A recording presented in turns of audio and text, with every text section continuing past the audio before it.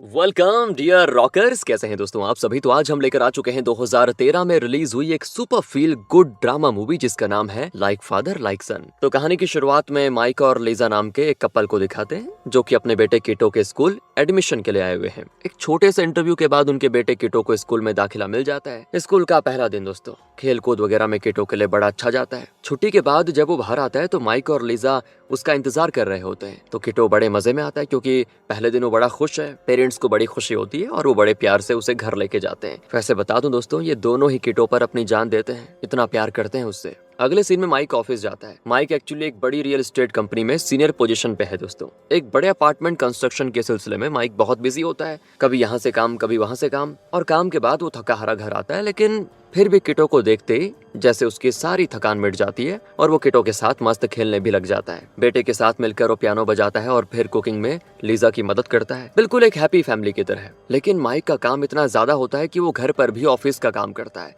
अब अगले सीन में लीजा बताती है कि जिस हॉस्पिटल में किटो पैदा हुआ था वहाँ से कॉल आया था और वो जल्द से जल्द हमसे मिलना चाहते हैं। तो माइक बड़ा हैरान होता है कि उन्हें हमसे मिलने की ऐसी क्या जल्दी पड़ गई। खैर अगले ही दिन दोनों ही उस हॉस्पिटल में पहुंच जाते हैं। वहाँ का चीफ डॉक्टर और उसका लॉयर एक शॉकिंग बात रिवील करते हैं। डॉक्टर बताता है कि किटो आपका बेटा नहीं है एक्चुअली, बल्कि किसी दूसरे कपल का बेटा है। आपकी वाइफ की डिलीवरी के बाद हमारी एक नर्स ने उसी दिन पैदा हुए एक और बच्चे के साथ उसकी अदला बदली कर दी थी। मतलब दोस्तों माइक और लीजा का असली बेटा किसी दूसरे कपल के पास है और उस कपल का बच्चा किटो वो माइक और लीजा के पास है। डॉक्टर कहता है कि हम इस गलती की पूरी जिम्मेदारी लेते हैं और आपको कंपनसेशन के तौर पे देने को तैयार हैं कुछ चीजें। तो ये दोनों बौखला जाते हैं। दिमाग तो खराब होना ही था यार। मतलब डॉक्टरों की हरकतों की वजह से किसी और के इमोशन पे ये खिलवाड़ हो रहा है। वो कहते हैं कि 6 साल से हम जिस बच्चे को अपने जिगर का टुकड़ा मानकर पाल रहे हैं, आज आप कह रहे हैं कि वो हमारा बेटा नहीं है। नहीं, एक बात बताइए, इतनी बड़ी गलती आपने कैसे कर दी? और पैसों से हमारा मुंह बंद करवाना चाहते हैं क्या? जो कंपनसेशन लगा के रखा हुआ है, जो हो गया उसे बदला नहीं जा सकता। फिलहाल तो हमें सिर्फ शक है, बाकी का हम डीएनए टेस्ट के बाद ही बता पाएंगे।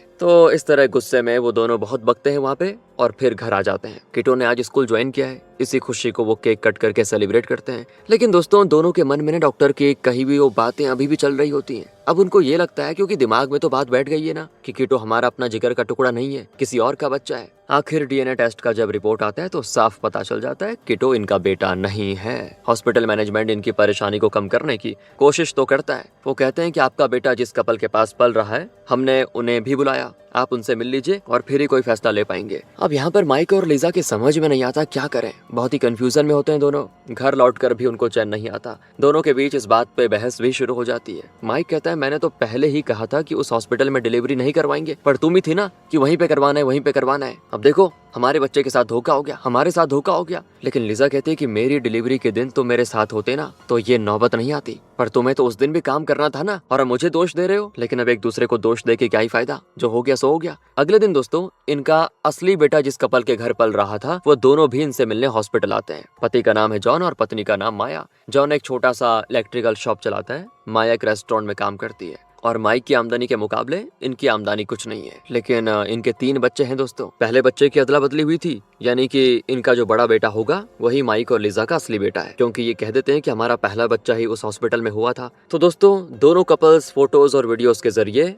अपने असली बच्चे को देख लेते हैं। अब हॉस्पिटल मैनेजमेंट दोनों से माफी मांगता है कि हमारी गलती की वजह से ये हो रहा है, लेकिन क्या करें, गलती हो गई। लेकिन दोनों कपल्स को बड़ा गुस्सा आता है कि 6 साल के बाद सच बताने का क्या मतलब है, ये बच्चों पर इसका क्या असर पड़ेगा, और 6 साल से उन्हें अपना मानकर जो पाल रहे हैं उनका क्या होगा, हमारा क्या होगा। तो चीफ डॉक्टर कहता है कि हमें अभी पता चला, इसलिए हमने तुरंत आपको बताना ठीक समझा। हम आपसे कुछ छुपाना नहीं चाहते थे, इसलिए हमने बता दिया। आप खुद ही सोचिए, अगर हमें अभी नहीं बताया होता तो जब बच्चे बड़े होते तो उनके लुक्स अपने पेरेंट्स से नहीं मिलते। इससे परिवार में कितनी बड़ी प्रॉब्लम हो जाती बताइए। हम अपनी गलती मानते हैं और आपका दुख और आपकी परेशानी भी समझ सकते हैं। बस हम तो माफी मांग सकते हैं, हमें माफ कर दीजिए। इसीलिए हम मुंह मांगा कंपनसेशन देने को तैयार हैं। अब बस फैसला आपको करना है। मीटिंग के बाद दोनों पेरेंट्स बाहर आते हैं। ना तो वो अपने पास पल रहे बच्चे को देना चाहते हैं और ना ही दूसरे के पास पल रहे बच्चे को छोड़ना चाहते हैं। तो दोनों फैसला करते हैं कल एक मॉल में दोनों परिवार मिलेंगे और वहाँ दोनों बच्चे अपने असली पेरेंट्स को देखेंगे। आगे क्या करना है उसके बाद ही फैसला लिया जाएगा। तो दोनों फैमिलीज इस फैसले से बड़ी खुश होती हैं, सहमत होती हैं। फिलहाल तो माइक ने किटो को अपनी माँ के घर छोड़ा था, तो दोनों उसको लेने के लिए वहाँ पे जाते हैं। तब तक तो किटो सो चुका था। उसको देख कर ना यार माइक और लीजा की आंखों में आंसू आ जाते हैं कि अपने जिगर के टुकड़े को कैसे किसी और को दे सकते हैं। मतलब भले ही बच्चा इनका नहीं है, लेकिन पाला तो इन्होंने उसको अपने बच्चे की तरह है ना बचपन से। अब इतनी अटैचमेंट हो गई है उससे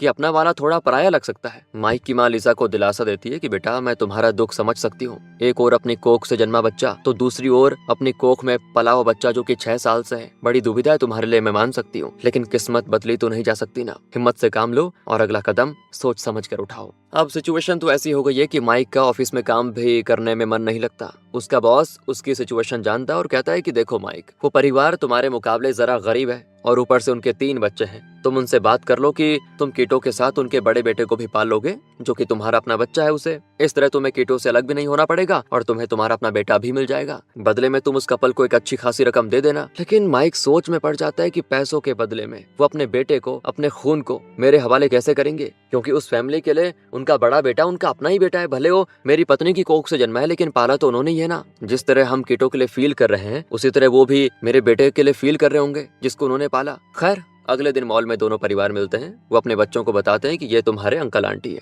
इस तरह दोनों बच्चे अपने अपने असली पेरेंट्स को अंकल और आंटी के नाम से जानने लग जाते हैं। बच्चे आपस में तुरंत घुल मिल जाते हैं दोस्तों। जॉन और माया के घर पर पल रहे लड़के का यानी माइक और लिजा के अपने बेटे का नाम है केविन। जॉन कहता है कि बच्चे आपस में अच्छे से खेल रहे हैं तो क्यों ना एक हफ्ते के लिए आप कीटो को हमारे घर भेज दें और हम केविन को आपके घर भेज दें। उन्हें भी आदत पड़ जाएगी कि ये अंकल और आंटी का घर है, हम यहाँ पे सेफ है, उन्हें फील हो जाएगा। और फिर थोड़े दिनों के बाद हम उनको सच बताकर समझा भी पाएंगे कि बेटा ऐसी ऐसी बातें हैं। क्या पता तब जाकर वो अपने असली पेरेंट्स को एक्सेप्ट कर लें। तो माइक और लिजा भी मान जाते हैं कि करें तो करें क्या, ऑप्शन तो है नहीं। जॉन काफी इनोसेंट टाइप का आदमी है दोस्तों, बच्चों के साथ मस्त खेलता है। एक और माया और लिजा बैठकर बातें कर रही होती हैं। माया बताती है कि कुछ लोग मेरी पीठ पीछे कहते थे कि मेरा बड़ा बेटा ना मेरे जैसा है और ना जॉन जैसा। लोग मेरे बारे में पता है बुरी बुरी बातें कहते थे, मुझे बड़ा दुख भी होता था। कहते थे किसी और का बच्चा लेकर आ गई, लेकिन अब हॉस्पिटल के जरिए सच का पता चला है और मुझे चैन आ गया। लेकिन फिर भी ना तो लिजा कीटो से अलग होना चाहती है दोस्तों और ना माया केविन से। अगले दिन माइक अपने लॉयर से बात करता है, पूछता है मैं जॉन को एक अच्छी रकम देकर केविन को अपने घर लाना चाहता हूँ, कुछ हो सकता है क्या इस पे? कीटो और केविन दोनों को पाल लूंगा मैं, क्या कानून में इसका कोई प्रोविजन है?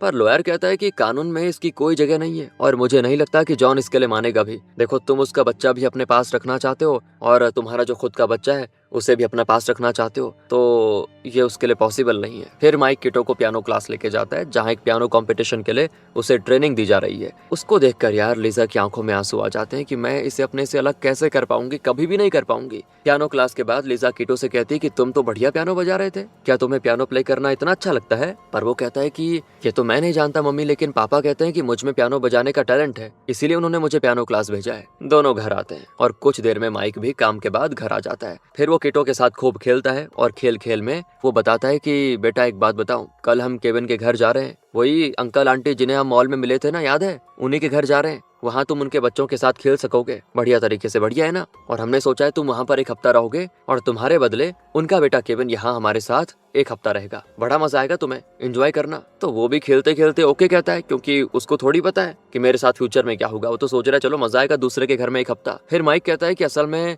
वो अंकल और आंटी नहीं है, बल्कि बेटा बिल्कुल मेरे और मम्मी की तरह है, उनको भी तुम मम्मी पापा का दर्जा दो, उनको भी अपने पेरेंट्स मान सकते हो। अब मासूम सा कीटो हर बात के लिए हाँ करता जाता है कि ठीक है कोई दिक्कत नहीं। अगले दिन वो कीटो को केविन के घर लेके जाते हैं। कीटो को वहाँ छोड़कर वो केविन को अपने साथ लेके आ जाते हैं। जॉन और माया को केविन से अलग होने का दुख जरूर होता है, आखिर 6 साल से पाल जो रहे थे उसको अपना बेटा बनाकर, और उसी तरह लिजा और माइक को भी कीटो को यहाँ छोड़ जाने का बड़ा दुख होता है। खैर वो केविन को अपनी कार में घर लेकर जा रहे होते हैं। बीच में वो उससे बात करने की कोशिश करते हैं, लेकिन वो कोई जवाब नहीं देता, बल्कि चुपचाप जॉन के दिए हुए वीडियो गेम कंसोल पे कुछ खेल रहा होता है। अब यहाँ दोस्तों कीटो को जॉन और माया का घर बहुत ही डिफरेंट लगता है, क्योंकि माइक और लिजा तो अमीर थे ना, उनका घर तो काफी शानदार था, पर जॉन और माया का घर थोड़ा छोटा होता है, थोड़ा क्या काफी छोटा होता है। फिर वो जॉन की इलेक्ट्रिकल शॉप में भी जाता है, रात को सभी बैठकर मस्त खाना खाते हैं। अब ये क्या है ना, ये जो एक्सपीरियंस है कीटो को थोड़ा बढ़िया लगता है। वहाँ तो कीटो अकेला था, लेकिन यहाँ पर उसके साथ खेलने के लिए छोटा भाई और बहन है, तो वो बड़ा अच्छा फील करता है। पर दूसरी ओर केविन को माइक और लिजा के घर में बड़ा अजीब लगता है, क्योंकि यहाँ उसके घर वाली वो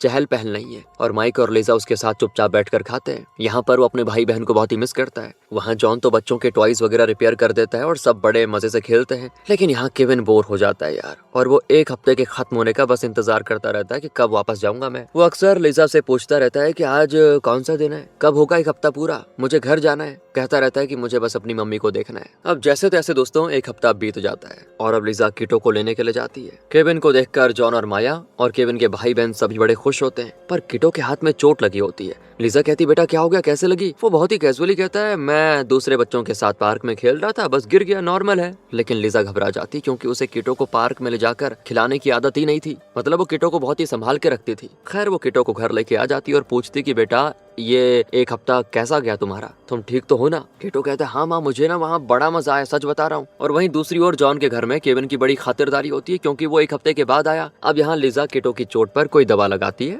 और फिर उसे उसके कमरे में सुला देती है। पर थोड़ी देर में वो एक रोबोट टॉय लेकर बाहर आता है और कहता है कि मम्मी अगली बार जब मैं केविन के घर रहने जाऊंगा ना तो इसे साथ लेके जाऊंगा, मुझे दिखाना है सभी को ये मैं इसके साथ कैसे खेलता हूँ। हाँ वैसे ये काम तो नहीं करता लेकिन केविन के पापा सारी चीजें ठीक कर सकते हैं तो वो इसे भी ठीक कर देंगे मम्मी। ये सब सुनकर माइक को ना दोस्तों दुख होता है क्योंकि उसको अब ये लगता है कि शायद माइक को वो परिवार पसंद आ गया और इसीलिए वो अभी से वहाँ जाने की बात कर रहा है, मतलब एक्साइटमेंट दिखा रहा है। अगले दिन किटो के स्कूल में कोई फंक्शन होता है तो लिजा उसको तैयार कर रही होती है और तब लिजा की माँ भी आई होती है वहाँ पे। लेकिन तब वहाँ पर आता है जॉन। असल में किटो का सगा पिता होने के नाते शायद वो अपने बेटे के स्कूल फंक्शन में हिस्सा लेने के लिए आया हुआ है, पर उसका आना इन लोगों को अच्छा नहीं लगता। तो वैसे सभी साथ में जाते हैं और वहाँ माइक से ज्यादा जॉन किटो के फोटोज वीडियोस वगैरह शूट करता है। वैसे दोस्तों बताऊं, माइक को ना चिढ़न भी होती है। इस तरह तो 6 महीने निकल जाते हैं और इस दौरान ये दोनों परिवार आपस में काफी घुल मिल जाते हैं। इन दोनों परिवारों की एक मीटिंग में जॉन बच्चों के साथ हमेशा की तरह मस्त खेल रहा होता है, लेकिन माइक का चेहरा उतरा हुआ होता है। कुछ देर के बाद खेल खत्म करके जॉन उसके पास आकर बैठता है और समझाता है कि मैं तुम्हारे मन की हालत को समझ सकता हूँ माइक। जिस तरह किटो से अलग होकर तुम्हें दुख होगा वही दुख केविन से अलग होकर मुझे भी होगा,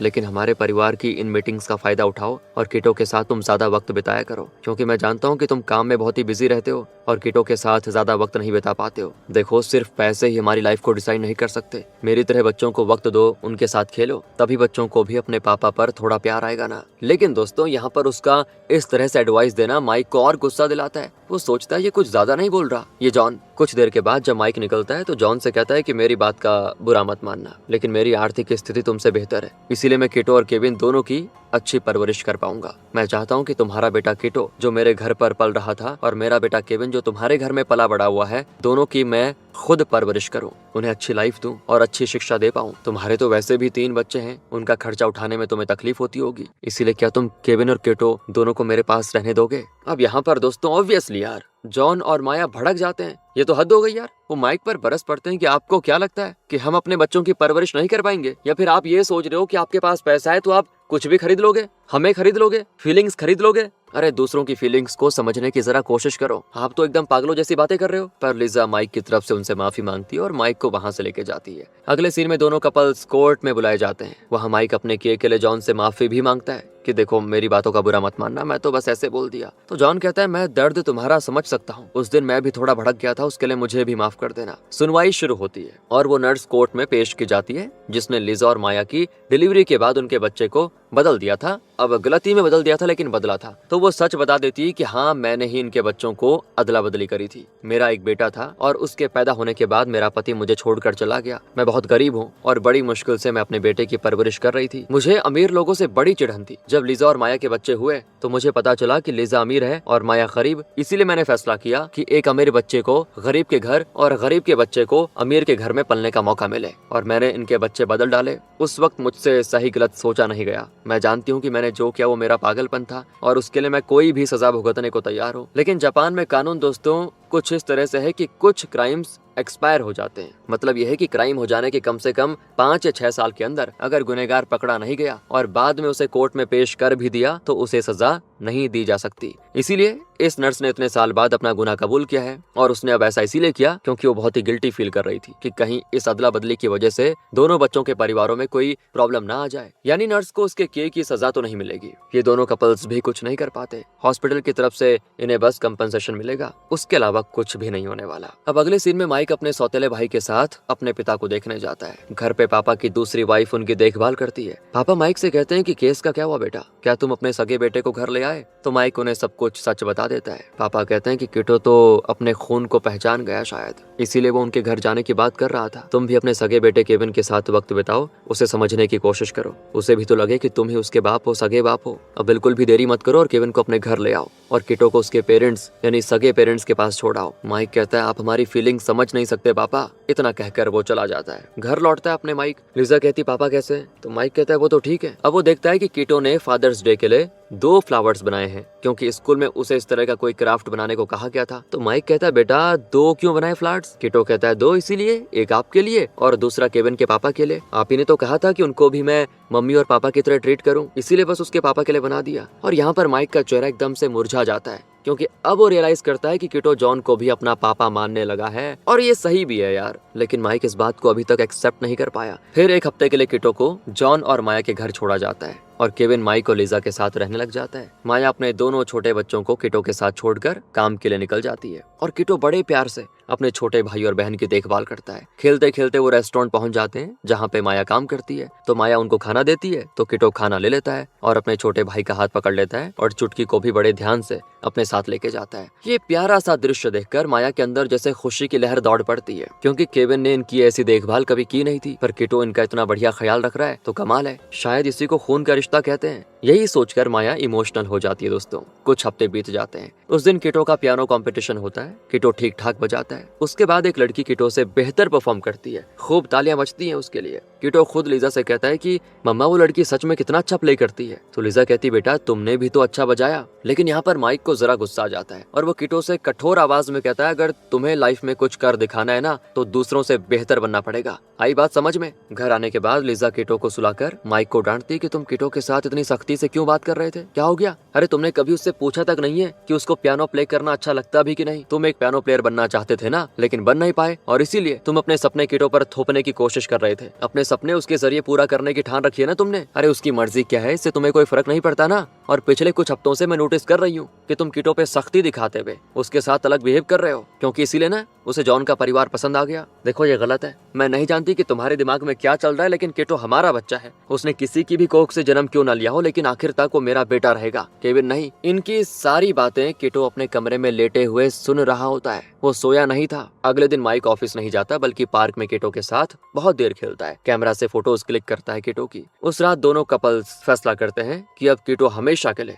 जॉन और माया के घर रहेगा और केविन माया और लिजा के घर में रहेगा। माइक किटो से कहता है कि बेटा कल से तुम जॉन और माया के घर पे रहोगे। तो किटो बहुत ही इनोसेंटली पूछता है 1 हफ्ते के लिए ना या 2 हफ्तों के लिए? तो माइक कहता है बेटा हमेशा के लिए, और वही तुम्हारा घर होगा और जॉन और माया तुम्हारे मम्मी पापा होंगे। उनके साथ अच्छे से रहना, हमारे पास आने की जिद मत करना। किटो को उसकी बात पूरी तरह से समझ तो नहीं आती, लेकिन फिर भी वो कहता है ओके पापा, क्योंकि दोस्तों उसे कभी भी पापा को ना कहने की आदत नहीं थी। और लिजा तो दिल पे पत्थर रखकर किटो की चीजें, उसके टॉयज, फोटोज वगैरह पैक कर देती है। अगले दिन दोनों परिवार एक नदी किनारे मिलते हैं। बच्चे हमेशा की तरह एक दूसरे के साथ मस्त खेलते हैं। जॉन और माइक एक जगह पे बैठ जाते हैं। जॉन कहता है मैं जानता हूँ तुम्हें एडवाइस लेना अच्छा नहीं लगता, लेकिन मुझसे कहे बिना भी रहा नहीं जाता। मैं बस इतना कहना चाहता हूँ कि अपने बेटे के साथ वक्त बिताओ, उसके साथ खेलो, उससे प्यार से बातें करो। हद से ज्यादा सख्ती अच्छी नहीं होती। दूसरी ओर लिजा और माया आपस में बातें कर रही होती हैं। लिजा कहती किटो अक्सर मुझसे कहा करता था कि मेरे साथ खेलने के लिए मुझे एक छोटी बहन चाहिए,